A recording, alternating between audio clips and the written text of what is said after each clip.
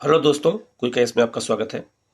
आज हम लोग उस सब्जेक्ट पे बात करेंगे जो नए बच्चे हैं और जिनको एनसीईआरटी कौन सी पढ़नी चाहिए कौन सी नहीं पढ़नी चाहिए, उसको लेकर के बहुत भ्रम रहता है कि किस सब्जेक्ट की एनसीईआरटी पढ़ें और किस किस क्लास की एनसीईआरटी पढ़ें और क्या वो हमारे लिए कितना इम्पोर्टेंस रखता है। तो आज हम इस वीडियो में ये बताएंगे कि किस क्लास की एनसीईआरटी पढ़नी चाहिए और किस सब्जेक्ट की एनसीईआरटी पढ़नी चाहिए और कितनी बार पढ़नी चाहिए। लेकिन नेक्स्ट वीडियो जो हमारा आएगा वो वीडियो रहेगा कि एनसीईआरटी किस तरह से पढ़नी चाहिए और उस एनसीईआरटी से नोट्स किस तरह से बनाना चाहिए, वो हम लोग नेक्स्ट वीडियो में उसकी बात करेंगे। लेकिन हम पहले बात कर लेते हैं कि हम जो है किस क्लास की एनसीईआरटी हमें पढ़नी चाहिए। तो सबसे पहले हम बात करेंगे जियोग्राफी की।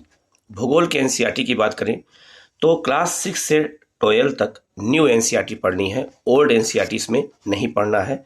क्लास 6 से लेकर के और क्लास 12 तक की पूरी एनसीईआरटी का यहाँ पर आपके सामने स्क्रीन पर ये दिखाया गया है। इसमें हिंदी में है, ये सारी बुक हिंदी में है और ये सारी बुक इंग्लिश में है। सेम बुक है, बस केवल लैंग्वेज अलग है। ये हिंदी की सारी बुकें हैं और ये इंग्लिश की हैं। तो अगर आपको कभी आप शॉप पे जाए जब एनसीईआरटी खरीदने, तो आप इन वीडियो को आप स्क्रीनशॉट भी ले सकते हैं एनसीईआरटी का, और वहाँ दिखा करके आप उनको बता सकते हैं कि हमें इस क्लास की एनसीईआरटी हमें चाहिए।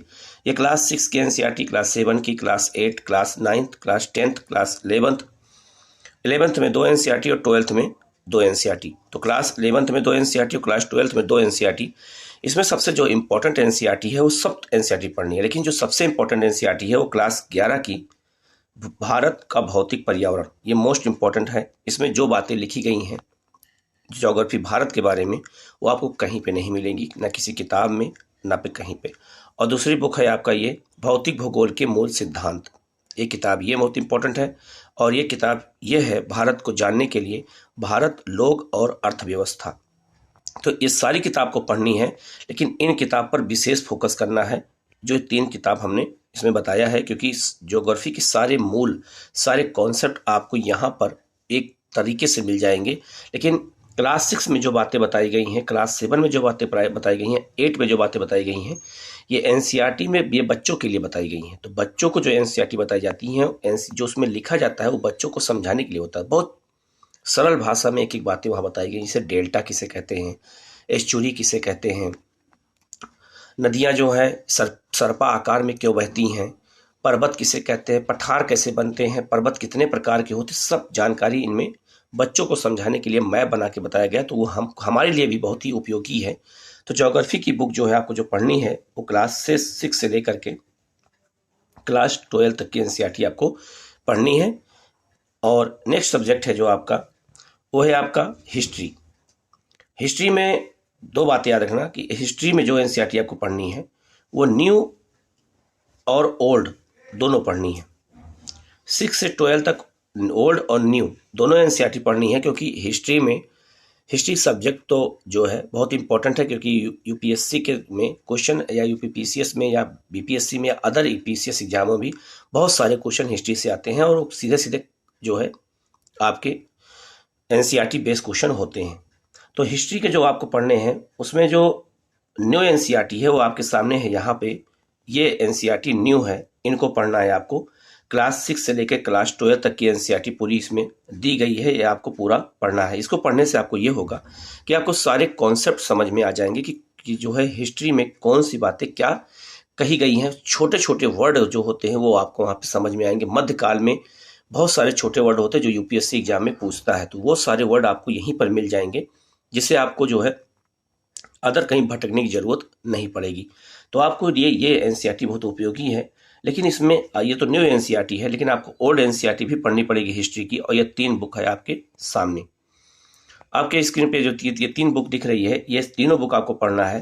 क्लास 11th की एनसीईआरटी है जो है, ये आर.एस. शर्मा की बुक है। मध्यकालीन भारत, ये आपको सतीश चंद्रा की पढ़नी पड़ेगी। और मॉडर्न इंडिया आपको ये बिपिन चंद्रा की बुक है, ये पढ़नी पड़ेगी। तो जो बातें इसमें कही गई हैं ओल्ड एनसीईआरटी में, वो न्यू एनसीईआरटी में नहीं मिलेंगी। और इसमें बहुत ही बारीक से एक एक बात बताया गया है। इंडियन कल्चर क्या होता है, भारत की अर्थव्यवस्था उस समय कैसी थी, महिलाओं की स्थिति कैसी थी, इन एनसीईआरटी में आपको बहुत ही अच्छे से मिलेगा। क्योंकि यहाँ पे आप देख सकते हैं मध्यकालीन भारत में साफ साफ लिखा है राजनीति, समाज और संस्कृति। और उसी तरह से मॉडर्न इंडिया में। तो इस कॉन्सेप्ट को हमें जानना, अगर हिस्ट्री को हमारी बेसिक मजबूत करनी है हमें, तो हमें इन एनसीईआरटी को पढ़ना पड़ेगा ही। नेक्स्ट है पॉलिटी।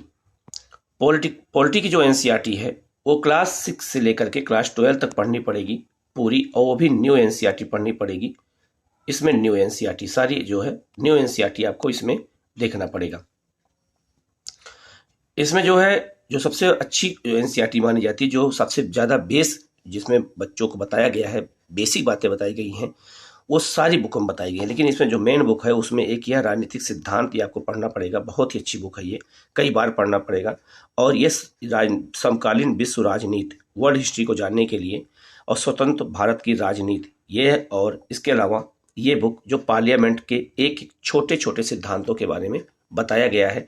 बिल क्या होते हैं, मोशन क्या होता है, प्रस्ताव क्या होता है, बिल क्या होता है, अध्यादेश क्या होता है, लोकतंत्र के लिए खतरा क्या है, इन सारी बातों को इसमें बहुत ही सरल शब्दों में बताया गया है। क्योंकि ये एनसीईआरटी बच्चों के लिए होती है, तो इसमें बहुत ही सरल तरीके से बताया गया है।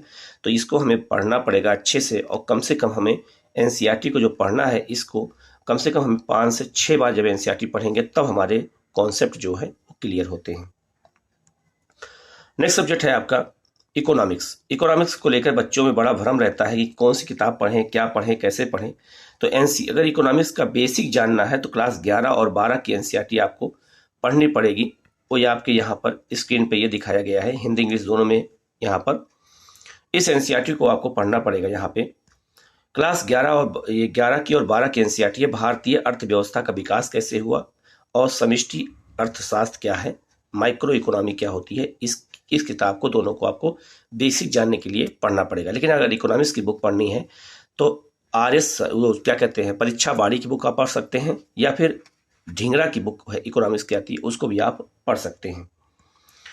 नेक्स्ट बुक है जो वो है साइंस की। साइंस का बेसिक जो है बच्चों का बहुत कमजोर होता है, खासकर हिंदी बैकग्राउंड के बच्चों का। और उनके लिए साइंस अगर पढ़ना है, साइंस की बेसिक चीज़ों को जानना है, विटामिन क्या है, प्रोटीन क्या है, कौन कौन सी बीमारियां होती हैं, कौन सी वायरस बीमारियां होती हैं, कौन सी जीवाणु वाली बीमारियां होती हैं, कौन सी फंगस की बीमारियां होती हैं, कौन सी जो है वंशानुगत बीमारियां होती हैं, इन सबको जानने के लिए हमें इन एनसीईआरटी को पढ़ना पड़ेगा। ये क्लास 6 से लेकर क्लास जो है 9th 11th तक की जो है एनसीईआरटी हैं। हिंदी इंग्लिश में आपको यहाँ दिखाया गया है। आप इन्हीं एनसीईआरटी को, बेसिक चीज़ों को आप पढ़ेंगे, क्योंकि यहाँ पे बहुत ही एक एक बातों को बहुत अच्छे से समझाया गया है। इसके अलावा आपको भारतीय समाज की जो एनसीईआरटी पढ़नी है वो पढ़नी है आपको। उसमें क्लास 11 और क्लास 12 की एनसीईआरटी आपको इसमें पढ़नी है। और वो एनसीईआरटी ये है, आप इसको शॉप पे जा करके दिखा सकते हैं। और इस एनसीईआरटी में बहुत ही बेसिक बात बताया गया, जैसे समाज शास्त्र का परिचय जो दिया गया है, इसको तो आपको जब पढ़ेंगे तो आपको भारतीय समाज के बारे में पता चलेगा। लेकिन जो ये किताब है आपके पास क्लास 12 की जो एनसीईआरटी है, भारत में सामाजिक परिवर्तन और विकास, ये किताब को जब आप पढ़ेंगे तो आपको पता चलेगा कि भारतीय समाज पर पाश्चात्य शिक्षा, पाश्चात्य जो है संस्कृति का प्रभाव कैसे पड़ा और हमारा समाज कैसे बदलता चला गया। इसके अलावा क्लास 12 की एनसीईआरटी ये भी है, और इसमें भारतीय समाज आज वर्तमान में कैसा है, प्राचीन काल में कैसा था, तुलना करके इसमें बताया गया है। इसको आपको पढ़ना है। और एक किताब ये है समाज का बोध, समाज का ज्ञान, हमको समाज के मुद्दे क्या हैं। तो आपको जो आईएएस का जो जीएस का फर्स्ट पेपर है उसमें सामाजिक मुद्दों से जुड़ा हुए सारे टॉपिक आपको यहाँ पर मिल जाएंगे। तो आपको एनसीईआरटी ये लेनी चाहिए। इसके अलावा मैथ बहुत सारे बच्चों का बहुत ही वीक होता है, और बहुत सारे हिंदी मीडियम के बच्चे, इंग्लिश मीडियम के बच्चे भी जिनका मैथ बैकग्राउंड नहीं होता है, वो बहुत मैथ से डरते हैं। तो अगर आपका बेसिक मैथ आपको अगर ठीक करना है, जो कमजोरी है उसको दूर करना है, तो आप क्लास 6, 7 और 8 की एनसीईआरटी को आप एक बार कम से कम 2 बार आप उसको पढ़ लीजिए।